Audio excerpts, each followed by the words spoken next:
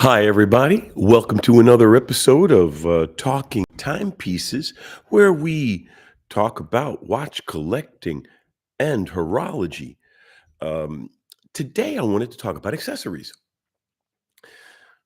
There's, been all kinds of topics about the market and prices and things. And next week, I wanted to pick up again about watch collecting philosophy. But today, I wanted to talk about some nuts and bolts and accessories and tools. Because everyone's talks about what you need and how to use this tool and how to use that tool and how to use the other tool. And so I thought, let's talk about tools that you really need. If you collect watches, do you really need XYZ tool? For example, you don't need the rubber ball. You don't need a tool to open up the back of your watch. Uh, a mod unless you're really into it, and even if you're changing batteries in a quartz watch, take it to the local jeweler, they'll do it for 10 bucks. So, there's no need for you to have a tool to open up the back of the watch, and if you're, um, not prepared, you might accidentally do something to the watch while you have it open. I mean, well, quartz watches are pretty straightforward and simple in that sense. Any reasonably competent person can change a battery.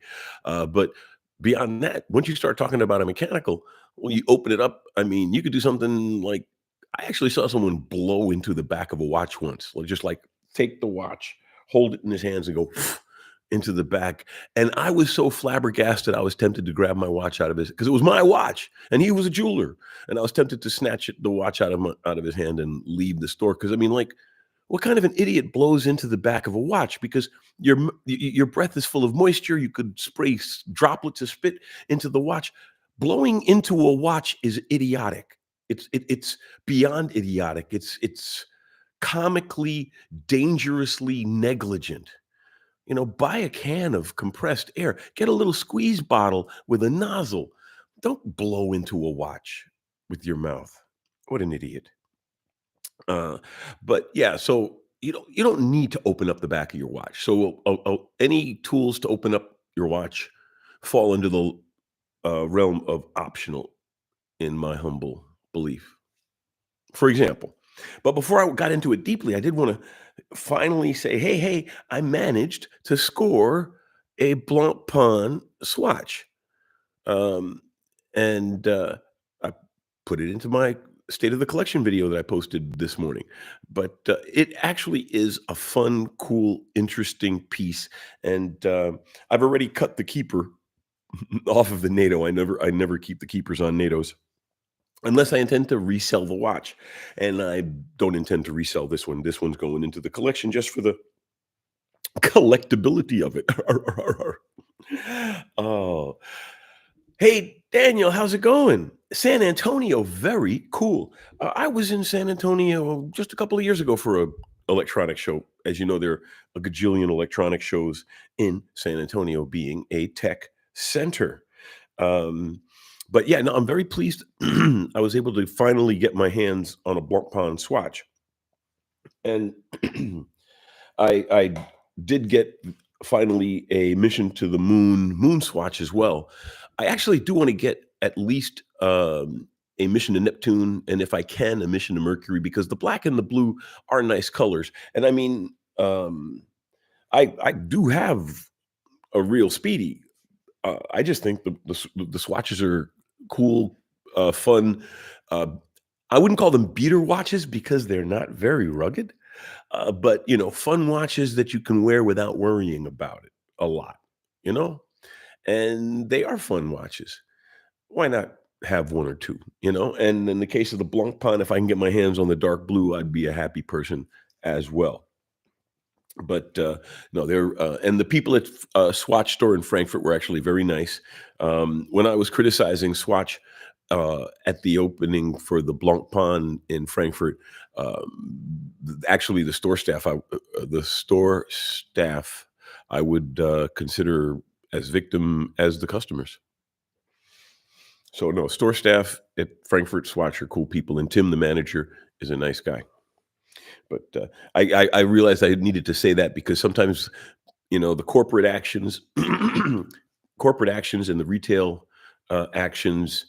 Uh, they, obviously the retail store has to follow corporate policy, but that manager may completely sympathize with you, and their hands are tied. So my criticism for Swatch, it stops at medium executive level, and then from down, everybody's clean. Oh, but when we talk about those kinds of things,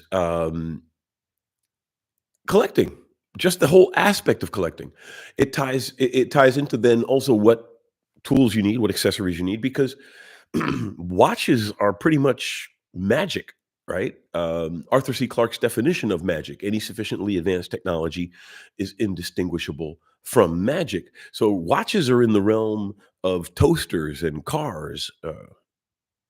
If you buy a modern toaster or a modern car, unless you have significant issues, you could pretend that there are little baby elephants running under the hood. You don't need to open the hood anymore. Even in a gasoline car, a modern gasoline car, if you drop it off at your service station every time the light on the dashboard goes off, you may never know what's underneath the hood of that thing. They're essentially user maintenance free. When I was a child, older cars still had chokes in them.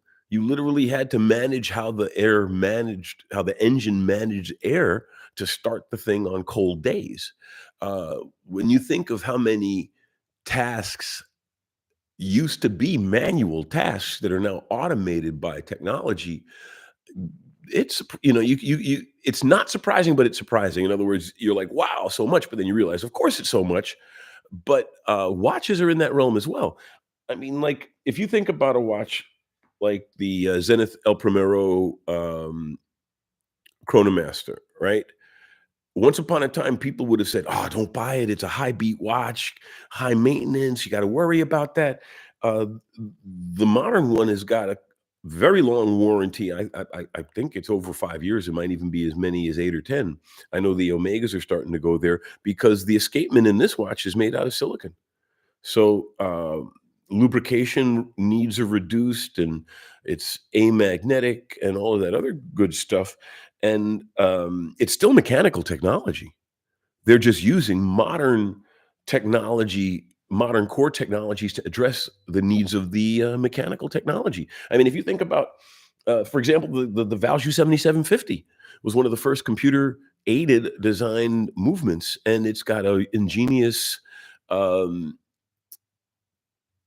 it's not a it's a horizontal clutch, but it's not a horizontal clutch in the sense where there's a gear, there's a pinion that moves in and out of the design. A lot of most modern mechanical watches are designed on a computer today, So the modernization of watches is not a bad thing because it's increasing operational lifetimes and reducing service intervals and reducing the reasons watch break and all of that. Hey, L Train, how's it going, my friend? Bravo Delta, Gian, how's it going? How's it going? I'm always nice to see, the crowd show up and say hello. But back to watch tools. There are watch tools that are literally you should have. No, even if you only have one watch, there are tools that you should have. Now, you may still choose not to have them. Like I said, watches are pretty much magic. And if you say, for example, have a modern Rolex, right? Like this is a current generation Air King, the latest version, right? Metal bracelet. Rolex loves that you keep it on their bracelet anyway, so you wouldn't need a pin tool or any kind of bracelet tool for this. The dealer will size it for you. Even if you bought it somewhere else, you take it to a jeweler. Any jeweler will size it for you. Um, and once you put a watch like this on your wrist, you theoretically never need to take it off. I mean, like literally never. Uh, when you wash and you shower, make sure you get the brush underneath the watch so you can get they call it snotting, the dead skin out from underneath. I was watching the close-ups on my compilation of my collection. I'm like, I forgot to clean the watches. I did a lot of crystal wiping. Some watches I forgot to wipe the crystals, and I feel now triple guilty because like every speck of dirt is visible in a close-up. I've got the halfway decent camera. But a modern watch If you only have the one and it's of a reputable brand, you theoretically don't need any tools, theoretically, right? But I do believe there are some tools you should have, even if all you have is the Rolex. In fact, the thing with a watch like the Rolex is when it comes to tools, then you have 2 tools that you well, one tool you absolutely should have, and that is a case if you ever travel with it and it's not on your wrist. Um, I believe every watch collector should have a case. This is a watch accessory you really should own, whether it's a 1 watch case or a 8 watch case or a 10 watch case.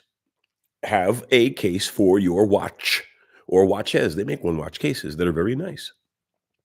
So the case right off the bat, a watch case is a necessary, a necessity, but it's a necessary, an accessory that is necessary. I believe Monster Cable originally coined that term back in the 80s, giving credit to Noel Lee where credit is due. But if you own a watch like this, so boom, you definitely need a case. So that's one tool you need. But then again, even if you only have the one watch, this is an expensive watch to service and it's an expensive watch to deal with. So even if you don't ever, ever, ever open it, ever, ever, ever touch anything inside of it, touch anything around it, um, get yourself a time grapher. Because if you have one watch, I would say the point where you should buy a time grapher, no matter what the number of watches you have, is when I would say when the value of your watch collection exceeds $5,000, go out and get a time grapher. They cost a couple $100, and then it will allow you to monitor the health of your watches. Now, the reason I say that is as an accessory, even if you never open it or touch it or anything like that. So you have a case to protect it, and then you have the time grapher so you can keep an eye on it so you know when to take it in for service, because knowing when to take it in before there's a problem can save you hundreds to over $1,000 on a watch, especially like a Rolex, because let's say, for example, you left it in the safe a little too long, and well, in the newer ones, it's not the lubricants are better and newer. But let's say you have an older one and it used to run really well. You remember it running really well, and you have it had it in the safe for a few years, and you take it out and you wear it for about a week, and then you put it on the time grapher, and you notice your amplitude is really low. Time to take it in. Maybe the oils are dried up a little bit, or maybe there's something up with the device, or maybe some contaminants got into it, and you got a little bit of rust or something. The moment you recognize that there is an issue with this watch that is very expensive to service, the less it's going to cost to service. Let's say you wear that watch for a couple of weeks and you're noticing it's starting to run slow, and then you take it into a dealer when you get around to it, and boom, you need 2 new wheels, which happened to me. And I watch my stuff, but I caught it early enough that it only cost me 2 wheels because it was the date just I had purchased. I had to have it completely serviced because I was wearing it. I noticed it was running funny. I put it on the time grapher. The amplitude was terrible. I called up a dealer, not a dealer. I have a guy who I trust, a watchmaker that I trust to service my Rolexes and my higher end pieces. And I took it to him, and he said, "Oh my goodness, good thing you brought it to me. If I didn't, it would have been worse if I had let it run longer like that." And the watch would have run and told me. The time properly. The first wheels to go were the ones that I had to have replaced. The gears that I had to have replaced were the winding gears. So over time, it would have more and more and more systems would have been affected by this, or the winding system would have been destroyed beyond the point of reasonable repair. B- But since you have the time grapher, the moment because if you're paying attention to the time grapher and you notice your amplitude is getting low and your time is drifting, maybe it's time for a cleaning and regulation. It, put it this way, it's better to have preventative maintenance done before maintenance is needed. And a time grapher, because you also don't want to bring it in too early, right? You take it in and it could have run for another 2 to 4 to 6 years, depending on, the circumstances you use it in. Maybe you don't give it a lot of impact. Maybe you live in a reasonably dry climate. So every time you open it, you're not getting a tremendous incursion of atmospheric moisture or something along those lines. I mean, I had a friend who his watch got water damage incursion. I mean, he just a little fog on the inside of the lens because he was in a humid environment and used the stopwatch, but it was a very humid environment. Probably raining. He didn't tell me, But I mean, I can imagine a humid enough environment and you're using I mean, physically using it, he probably used it over a course of time, maybe pushing it multiple times. So every time you're doing that, you're letting air into into the case. On some watches, some don't. Some are, well, actually, I don't think there's any that are completely waterproof when you don't use the pushers. That's why you have screw down pushers to prevent you from pushing the pushers when it's in dangerous waters, as it were, no pun intended, or maybe a little intended. So, let's see. Gian, I'm glad you're all right, my friend. Glad to see the gang here. Yeah, we got some of the usual suspects in the crowd. I'm really pleased. We have a decent crowd for the evening. I'm always happy because this show is useless without the audience. I mean, it's a we. We are the channel. Without you, I am nothing. I'm just a guy talking to himself in his living room. It's this conversation we have. In fact, a few weeks back, I had some tech troubles and lost a lot of the viewers. Gian came on and asked all kinds of cool questions and kept the conversation going, and rescued what was otherwise, for me, a really frustrating evening, because when it takes you a lot, when you make the trouble with being a one horse video blogger, as it were, is if you have a technical issue, you got to stop everything to solve it. There's nobody to solve it while you at least pretend to look at the camera and, hey, no sound, but hey, let me do finger puppets or something. You have to stop the machine, restart it, and figure what you did wrong. So having an audience is more than just somebody to talk to. It's someone to talk with. And in this case, I've gotten some great conversations and tips from some of the people out there, some of you. And I love you all. It's really fun. I really do enjoy what I do. But I mean, I'm a journalist by trade. And to me, the interview is the ultimate form of journalism. But back to the tools.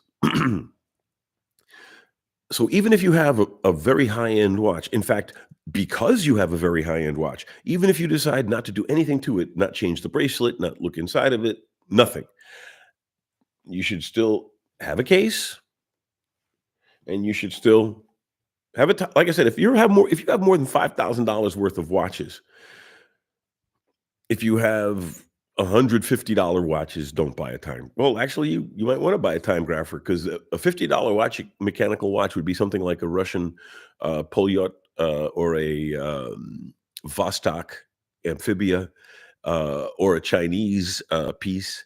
And those I would play with regulating myself. I've done that myself. You get a toothpick and you push the lever. Um, and with a time grapher, you could actually regulate. So yeah, my advice still holds. If you have more than $5,000 worth of watches, you should have a time grapher, so that you can so you know when to send the expensive ones in at the proper time. You don't want to send them in early because you waste money, and you don't want to send them in too late because you really waste money. Okay. Let's see. Gian, we appreciate you here. Oh, aren't you nice? You got valuable experience and watch know-how we're getting for free. We're just having a good, relaxed Sunday time here. Exactly, Gian. Thank you very much. I really appreciate that sentiment, because that's how I feel. It's just a Sunday night. We're sitting here. Let's chat about watches. I'm a big, crazy collector. I mean, I'm so stoked that I finally managed to get the Blanc Pawn swatch. And, the funny thing is everything everyone says about it, both the detractors and the proponents, because um, the hands do wobble when you said it. It you do worry about the ability of, well, there is no ability to repair, but some people may, there's nothing wrong with trying to fix it, and I know people who fixed unfixable things before. It does have that beautiful display back. I mean, it's a really nice, fun piece. I mean, I must admit, I'd rather have had the dark blue than the yellow, but yellow is a fun color. It's a summer color. So I'm very happy with this piece. Looking forward to doing the review, but I want to have it a little bit and have a little bit more fun with it. One of the things I do like is everyone is right. The bezel action on this is awesome. The bezel action on this is awesome. The bezel action on this is better than on some metal watches I've seen. Let's see. Gian, in fact, if I'm not working tomorrow, I get a cider here while hanging out here. Very cool. Um, Robert. Robert, hey, Robert, how's it going, my friend? How about a good pin tool to adjust the bracelet?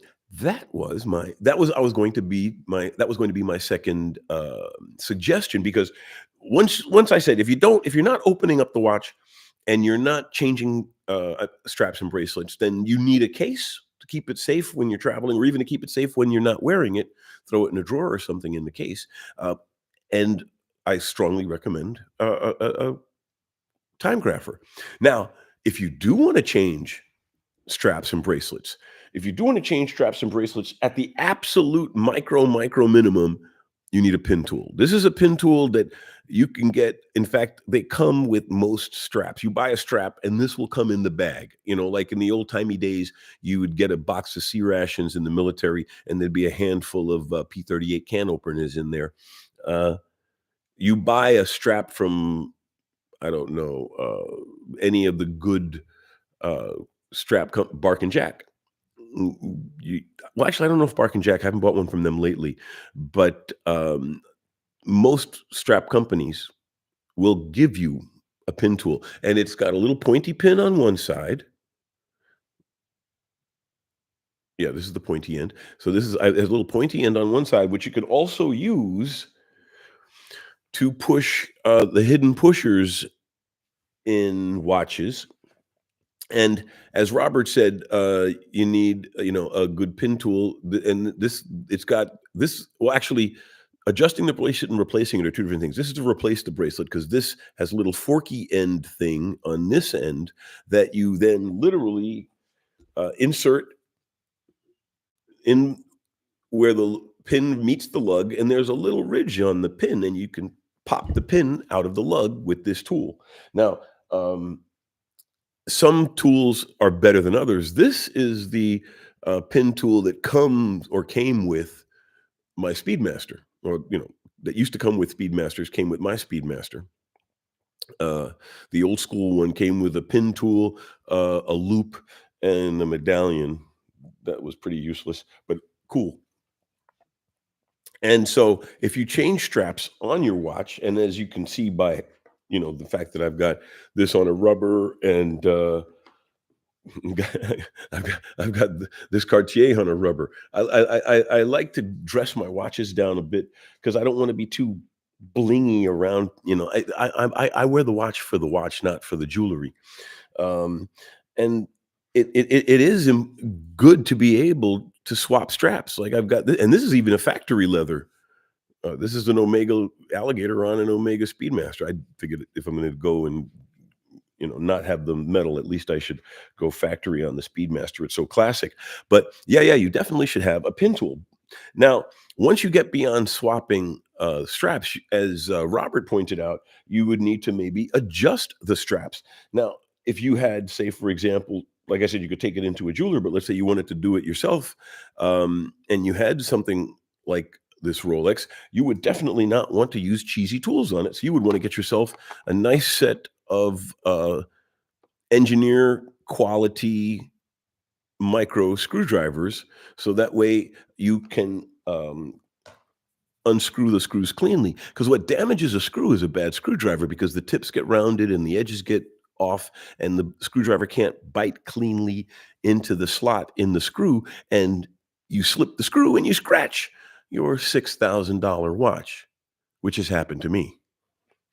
And then you have to go to the, hat in hand to your jeweler and say, "Yes, I was an idiot and I tried to change it myself and I scratched my watch. Can you please polish it for me? Here's some money." I've been there. But you learn, you live and you learn that you should get good screwdrivers because a watch like the Rolex has screw links. Now, if it doesn't have screw links, it has pin links, and they sell, and a lot of people use, and I've used myself, pins and a little hammer to knock the pins out. But you can buy a pin tool like this, which is like a little vise. You put the bracelet in, and the little pin on this pushes the pin out, so you can replace links. See the little pin? So you can replace links in a watch that has pin and sleeve like old Omegas, or just straight pin or a split pin like some of the more modern pieces. And this will replace the pin without hammering or maybe missing and bending something or scratching. And there are a couple of different flavors of this. They make some plastic ones and the like, but a little pin tool like this is worth its money and lets you then adjust your bracelets. This little thing is a little floor so you can raise and lower it to make sure it lines up right. But frankly, I just eyeball it and make sure that it goes through properly. But a good tools prevent damaged equipment, because half the problem with the tool is the tool doesn't grip properly and slips and damages your stuff. That's why um, you may not want to use something like this, because something like this actually is not very good with a Rolex. The way the Rolex um, lugs and pins are a real pain in the tuchus. So for the Rolex, I actually use this pin pliers. These are pin pliers. So basically, they have bits, so you can replace the bits to put the right size of fork into these. You can set the angle. It's like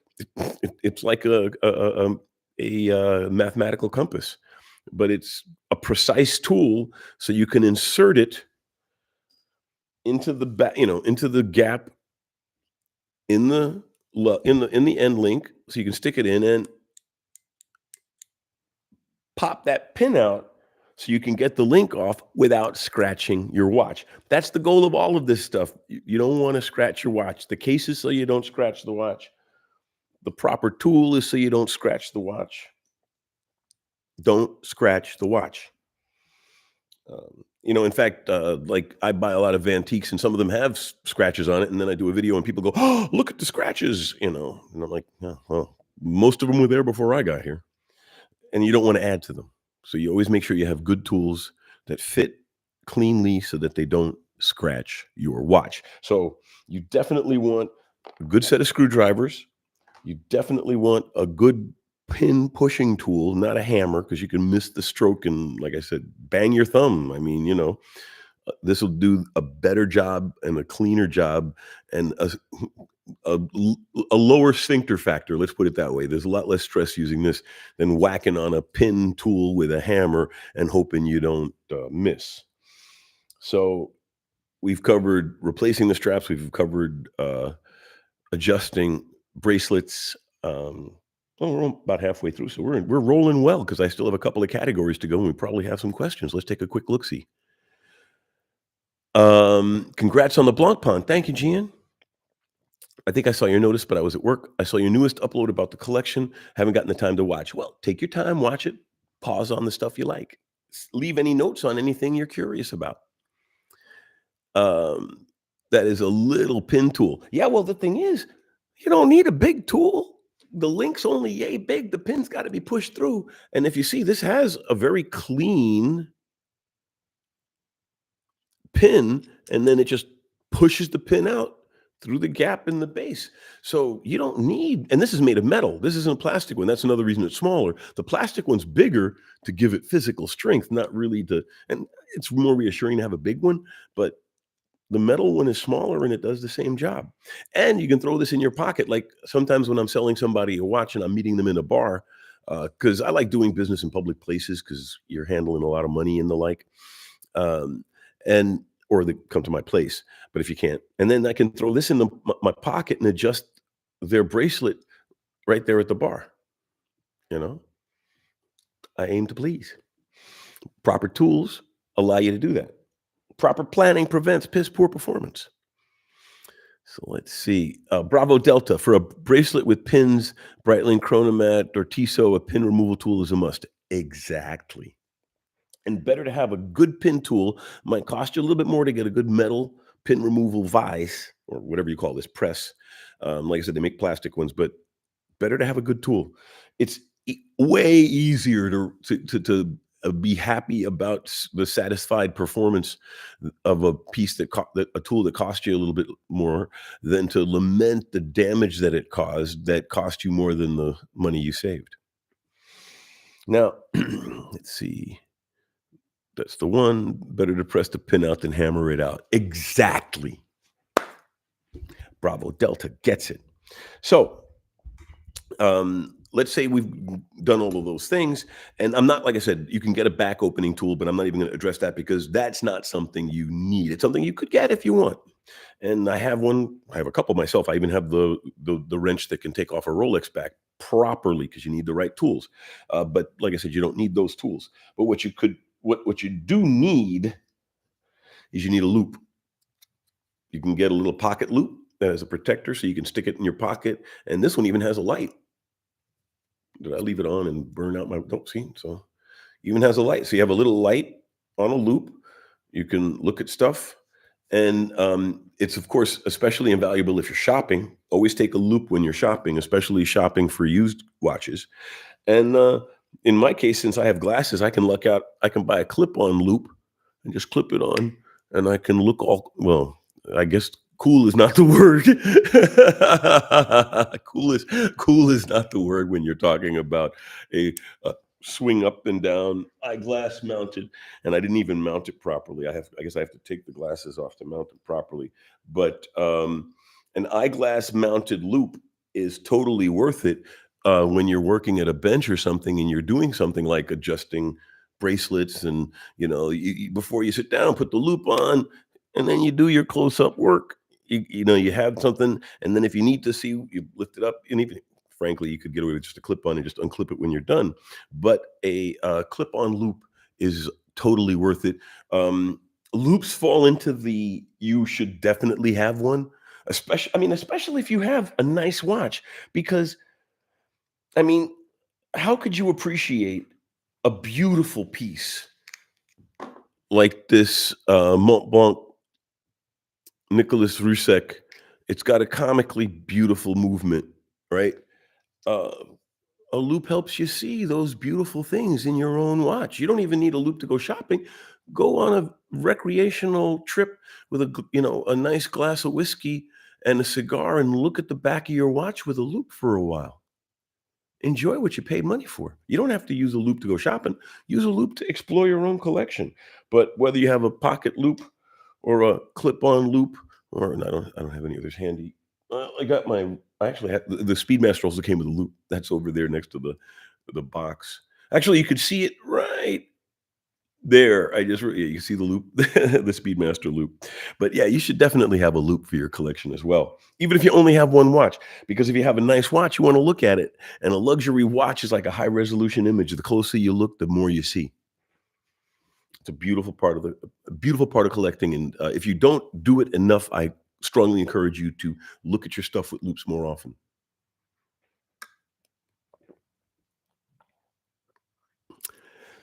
So, where are we now? Next tool.